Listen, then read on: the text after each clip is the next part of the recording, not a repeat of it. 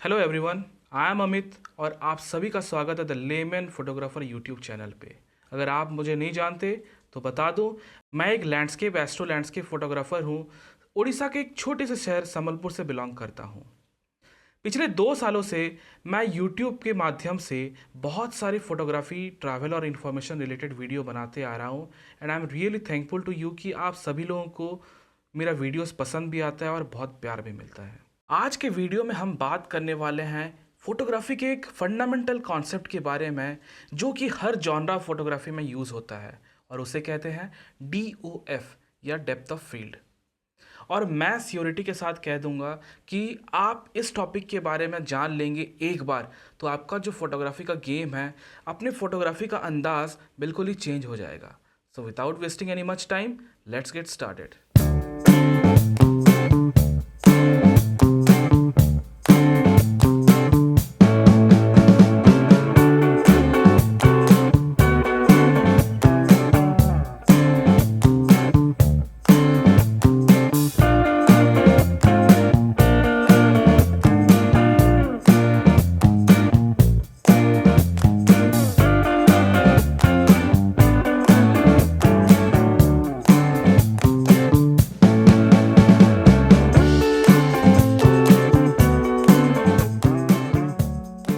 So, what exactly is this DOF या depth of field? Well, simply it is the range within a photograph that appears acceptably sharp. इसका मतलब एक subject के इर्द गिर्द कितना एरिया फोकस होना चाहिए या ब्लर होना चाहिए, ये डेप्थ ऑफ फील्ड डिसाइड करता है। फॉर एग्जाम्पल, हम पोर्ट्रेट्स में देखे हैं, कई लोग कहते हैं कि यार फोटो के पीछे वाला जो बैकग्राउंड है वो ब्लर नहीं हो रहा है, उसको कैसे ब्लर किया जाए। तो डेप्थ ऑफ फील्ड डिसाइड करता है कितना एरिया उसका फोकस में होना चाहिए। वेल, ये कई सारे फैक्टर्स के ऊपर डिपेंड करता है कि जैसे कि कितना एपर्चर का लेंस है, जैसे कि f2.8, f2, 1.8, 1.4 और 1.2 तक भी लेंसेस हैं। और कई लेंसेस तो हायर एपर्चर रहते हैं, जैसे कि f5.6, f8 भी रहते हैं। तो जितने ये एपर्चर 1.2 से लेके f16 तक, ये डिसाइड करता है डेप्थ ऑफ फील्ड कितना होना चाहिए।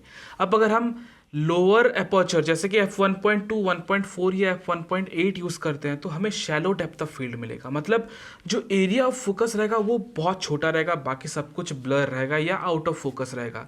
अगर हम एपर्चर f8 से f16 तक रखते हैं तो ज़्यादा अमाउंट ऑफ एरिया फोकस रहेगा, जिसको लार्ज डेप्थ ऑफ फील्ड कहा जाता है या फिर डीपर डेप्थ ऑफ फील्ड कहा जाता है। डेप्थ ऑफ फील्ड का काम केवल पोर्ट्रेट्स में ही नहीं बल्कि लैंडस्केप, स्ट्रीट्स या किसी भी जॉनरा फोटोग्राफी आप करते हैं तो सबके मायने अलग रहते हैं रिगार्डिंग डेप्थ ऑफ फील्ड। अब चलिए बात करते हैं कुछ ऐसे एग्जांपल्स जिसको आप डेप्थ ऑफ फील्ड के बारे में आप ज़्यादा जान सकते हैं। जैसे कि मैंने कहा अभी, depth of field either shallow हो सकता है या फिर लार्ज हो सकता है। ये मेनली 3 फैक्टर्स के ऊपर डिपेंड करते हैं। जैसे मैंने आपको पहले बताया, तो एक तो होता है एपर्चर। अगर जितना हम वाइडर एपर्चर करेंगे, से f4 से f2.8, f2, 1.4, 1.2, तो वो शैलो डेप्थ ऑफ फील्ड कहा जाएगा, जहाँ पर एक फोकस एरिया बहुत छोटा होता है। और अगर हम अब यूज़ करते हैं जैसे कि अपर्चर बढ़ा देंगे f5.6, 8, और जितना बढ़ाते जाएंगे उतना फोकस एरिया बढ़ते जाएगा। जैसे कि हम लैंडस्केप्स पे यूज़ करते हैं, स्टार्ट से लेके लास्ट तक, मतलब फोरग्राउंड से लेके बैकग्राउंड तक हमें चाहिए होता है एक ऐसा फ़ोटो जिसमें सब कुछ शार्प हो या मैं कह सकूँ फोकस हो। दूसरा जो चीज़ रहता है वो रहता है फोकल लेंथ। आपका फोकल लेंथ भी अच्छा भली भांति डिसाइड करता है कि आपका डेप्थ ऑफ फील्ड कैसे होना चाहिए। एक 16 mm का फोकल लेंथ और एक 200 का फोकल लेंथ का डेप्थ ऑफ फील्ड बहुत ही ज़्यादा अलग रहेगा। जैसे कि हम जानते हैं 100 mm के बाद कंप्रेशन इफेक्ट स्टार्ट हो जाता है। चाहे आप f8 पे भी उठाएंगे एक सब्जेक्ट को, मतलब एक पोर्ट्रेट उठाते हैं, तो तब भी आपका बैकग्राउंड ब्लर मिलेगा। लेकिन अगर आप f8 पे 16 या 24 mm पे उठाते हैं तो शायद आपका बैकग्राउंड उतना ब्लरी नहीं मिलेगा। इनफैक्ट आपका सब्जेक्ट से लेके फोरग्राउंड से लेके बैकग्राउंड तक कंसिडरेबली शार्प रहेगा।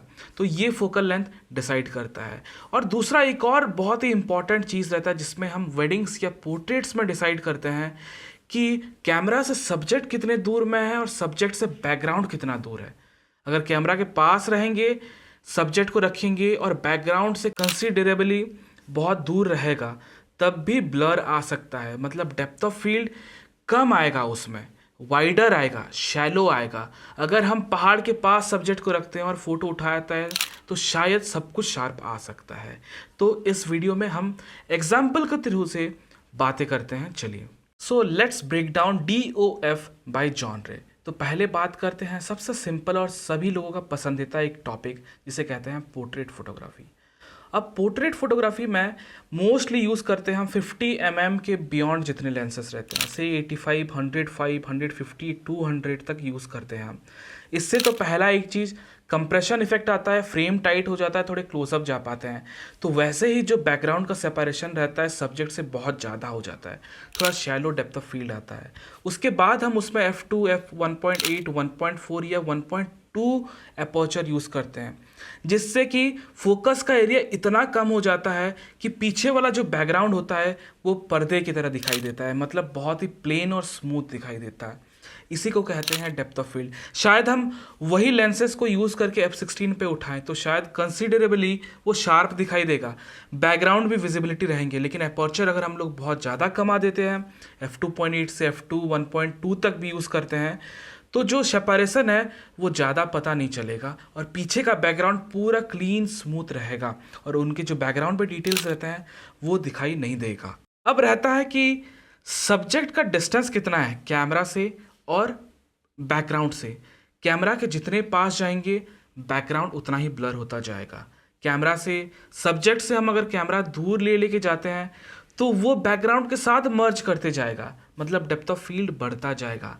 तो ये फैक्टर होता है। अगर डिस्टेंस भी हम लोग, जैसे कि मैंने आपको बताया कि 3 फैक्टर डिपेंडेंट रहते हैं, अपर्चर, फोकल लेंथ और डिस्टेंस, तो ये तीनों काम करता है। कंप्रेशन इफेक्ट में जैसे फोकल लेंथ हो गया, 20 mm पे अगर आप सेम सेटिंग पे एक फ़ोटो लेंगे तो शायद डेप्थ ऑफ फील्ड आपको लार्ज मिलेगा, लेकिन वही अगर आप 200 mm पे वही फ़ोटो लेते हैं तो शायद आपको डेप्थ ऑफ फील्ड बहुत ही शैलो मिलेगा और वही प्लीजिंग लगेगा अगर एक पोर्ट्रेट हम लोग लेते हैं।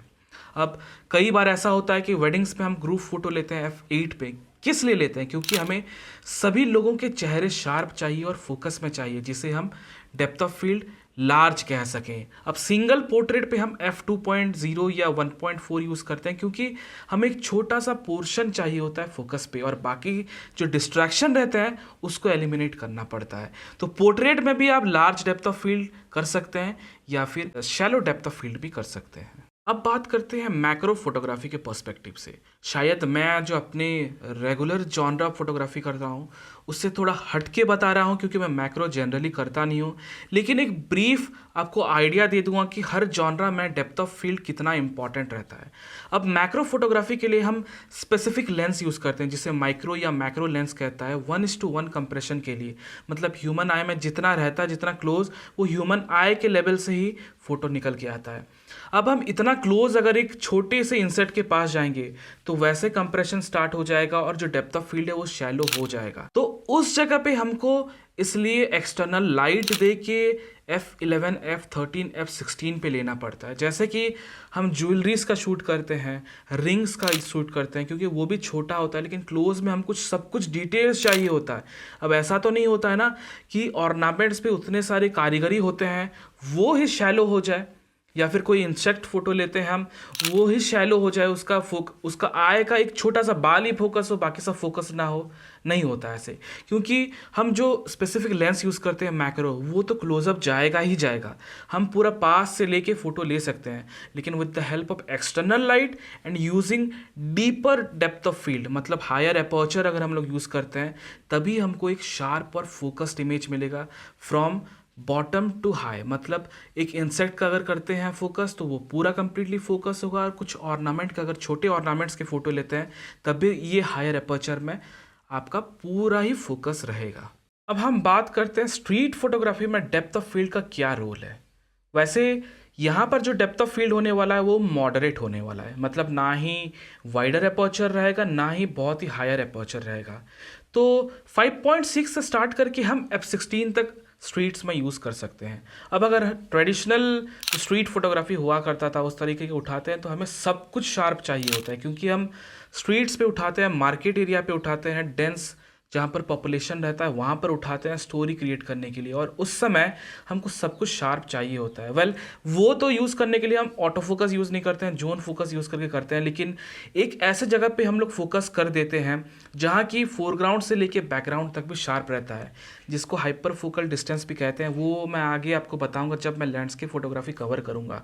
लेकिन कोई कोई ऐसे सिचुएशन भी होते हैं जैसे कि हम एनवायरमेंटल पोर्ट्रेट्स ले रहे हैं, तब शायद हम f5.6 से f8 तक ले सकते हैं। जैसे कि कुछ शॉट्स अभी जा रहे होंगे, आपको दिख भी रहे होंगे, ऐसे टाइप के शॉट्स मैंने f5.6 पे लिया हुआ है। लेकिन कुछ शॉट्स होते हैं जो कि ट्रेडिशनल स्ट्रीट्स पे काउंट होते हैं, वहाँ पर मैं थोड़ा हायर अपर्चर भी यूज़ करता हूँ। स्ट्रीट फोटोग्राफी में डेप्थ का उतना ही इंपॉर्टेंट है जितना लैंडस्केप्स पे होता है, क्योंकि स्ट्रीट्स पे भी हमें सब कुछ शार्प रखना है, चाहे आईएसओ बहुत ही ज़्यादा बूस्ट करना पड़ जाए, नॉइजी हो, लेकिन वहाँ पर स्टोरी का रहना बहुत ही ज़्यादा ज़रूरी रहता है। तो अगर आप जा रहे हैं कभी स्ट्रीट्स करने के लिए, मैं आपको रेकमेंड यही करूँगा कि 5.6 से f8 तक आप अगर पोर्ट्रेट्स लेते हैं तो ठीक है, मतलब ट्रैवल पोर्ट्रेट्स या एनवायरमेंटल पोर्ट्रेट्स। और अगर आपको वाइडर पर्सपेक्टिव में स्टोरी कुछ क्रिएट करना है तो मेरा सजेशन यही रहेगा कि आप अपने अपर्चर को थोड़ा नैरो डाउन करके, मतलब f8 f11 से f13 के करके आप ले सकते हैं, तो आपको ट्रेडिशनल स्ट्रीट फोटोग्राफी मिलेगा। अब बात करते हैं मेरा पसंदीदा टॉपिक और मेरा पसंदीदा जॉनरा फोटोग्राफी, जो आप मेरे वीडियोस देखते हैं, मैं रेगुलर बेसिस पे करता हूं, that is landscapes and astro landscape photography. Typically landscape photography में हमें हायर डेप्थ ऑफ फील्ड चाहिए होता है, मतलब large depth of field. Foreground से लेके बैकग्राउंड तक हमें सब कुछ शार्प चाहिए होता है, क्योंकि हम नेचर का एस्पेक्ट्स दिखाते हैं। कभी कभी फोरग्राउंड पे रॉक्स होते हैं, कभी कभी बैकग्राउंड पे माउंटेन्स होते हैं, मिडिल पे कुछ ना कुछ सब्जेक्ट होते हैं जैसे बोट होते हैं या बहुत सारे चीज़ होते हैं, तो हमें सब कुछ शार्प चाहिए होता है। तो इस केस में हमें जो डेप्थ ऑफ फील्ड लेना चाहिए वो लार्ज ही लेना चाहिए, मतलब अपर्चर f8, 11 या 16 यूज़ करके अपना फ़ोटो लेंगे तो फोरग्राउंड से बैकग्राउंड तक हमें सब कुछ शार्प मिलेगा। अब कोई कोई केस में, जैसे मैं नाइट फोटोग्राफी करता हूं, तब मैं अपर्चर बहुत ही वाइड करके लेता हूं, जैसे 1.8 या f2 या f2.8। ऐसे केस में हमें लाइट इंपॉर्टेंट रहता है, क्योंकि नाइट के टाइम पे अगर अपर्चर हम f11 कर देंगे तो सोचिए कितना लाइट कट जाएगा। उसके बाद हमें एक्सपोजर को इतना टाइम तक खोलना पड़ेगा कि सेंसर भी गर्म हो जाएगा और हॉट पिक्सल्स के डेवलप होने शुरू हो जाएंगे। तो इसीलिए मैं जब नाइट स्केप्स करता हूँ तभी उसका सीन चेंज हो जाता है, और मैं ऐसा ही करता हूँ कि कोई सामने फोरग्राउंड पे ज़्यादा ना रखूँ, मिड ग्राउंड और बैकग्राउंड पे स्टार्स और मिड ग्राउंड पे माउंटेन रख के शॉट्स लेता हूँ, ताकि सब कुछ शार्प हो जाए। क्योंकि हर लेंस का एक हाइपर फोकल डिस्टेंस का एक तरीका रहता है कि आप एक अपर्चर यूज़ करेंगे और एक पॉइंट के बाद सब कुछ शार्प हो ही जाता है। हाइपर फोकल डिस्टेंस एक रेंज होता है, आप इसे भी डेप्थ ऑफ फील्ड कह सकते हैं, लेकिन ये एक रेंज होता है जहाँ पर उस एरिया पे ही सब कुछ फोकस रहता है और उसके बाद भी सब कुछ एक्सेप्टेबली शार्प हो जाता है। इसलिए हम लैंडस्केपर्स मोस्टली हाइपर फोकल डिस्टेंस करते हैं और फोटो अपना लेते हैं। लेकिन इसका भी एक प्रॉब्लम है, हम अगर 24 mm के नीचे ही अगर वाइडर लेंसेस यूज़ करते हैं फोकल लेंथ, तभी ये काम देता है। 24 के ऊपर अगर लेते हैं तो क्योंकि कंप्रेशन का इफेक्ट का आना शुरू हो जाता है, तब हाइपर फोकल डिस्टेंस काम करना बहुत ही कम हो जाता है। तो इसलिए मैं हाइपर फोकल डिस्टेंस आजकल यूज़ नहीं करता हूँ। मैं चाहे वाइडर लेंसेस यूज़ करूँ या रेगुलर 24 mm यूज़ करूँ, मैं फोकस शिफ्टिंग का टेक्नोलॉजी यूज़ करता हूँ। 3 फोकस प्लेन पे मैं फोकस करके बाद में फोटोशॉप यूज़ करके अपना फोकस करता हूँ। लेकिन आप अगर शुरुआत कर रहे हैं तो ये कॉन्सेप्ट को समझ लीजिए, हाइपर फोकल डिस्टेंस बहुत ही अच्छा काम होने वाला है। वैसे अगर आप इसका कैलकुलेशन का बात करें तो एक चार्ट मिल जाता है, या फिर आजकल के मिररलेस कैमरा में एक टर्म आता है फोकस पीकिंग। अगर आप अपर्चर को बढ़ा देंगे तो आपको रेंज पता चल जाता है कि किस पोजीशन से किस पोजीशन तक आपका फोकस रहने वाला है। वेल, ये था आज का जो टॉपिक पूरे डेप्थ ऑफ फील्ड के बारे में। आई होप आपको बहुत कुछ समझ आया होगा। मेरे एक्सपीरियंसेस से डेप्थ ऑफ फील्ड हर एक जॉनरा फोटोग्राफी में बहुत यूज़फुल रहता है, क्योंकि पोर्ट्रेट्स पे हम कभी कभी कॉन्सेप्चुअल वाइडर पर्सपेक्टिव वाले करते हैं, जब जहाँ पर 20 mm 16 mm यूज़ करते हैं तब हम हायर अपर्चर यूज़ करते हैं। कभी कभी ऐसा होता है कि हमें एक सॉफ्ट स्मूथ पोर्ट्रेट चाहिए होता है 105 mm में, तभी हम 1.4 भी यूज़ करके ड्रीमी काइंड ऑफ फोटोग्राफी भी करते हैं। तो सबका नज़रिया अलग होता है हर जॉनरा ऑफ फोटोग्राफी में regarding depth of field. Understanding and mastering depth of field can significantly enhance your photography storytelling. Whether आप एक पोर्ट्रेट लेके एक shallow depth of field create कर रहे हैं या फिर एक लैंडस्केप्स का फोरग्राउंड से लेके बैकग्राउंड तक शार्प फोटोज़ आपको चाहिए, या फिर मैक्रो के छोटे छोटे इंसेक्ट या ऑर्नामेंट्स के छोटे छोटे डिटेल्स को कैप्चर करना है, डेप्थ ऑफ फील्ड सिग्निफिकेंटली आपका फोटोग्राफी का जो स्टाइलिंग है वो चेंज कर सकता है। तो ये था आज के टॉपिक के बारे में। आई होप ये टॉपिक आपको बहुत हेल्पफुल रहा होगा। अगर आप मेरे चैनल पे पहली बार आ रहे हैं तो मैं आपको रिक्वेस्ट करूंगा कि बस आप सब्सक्राइब पे हिट कर दीजिए और बेल पे हिट कर दीजिए, क्योंकि मेरे सारे ऐसे नए वीडियोस का नोटिफिकेशन आपको उसी से मिलता रहेगा। So it's your lemon photographer Amit signing off and take care.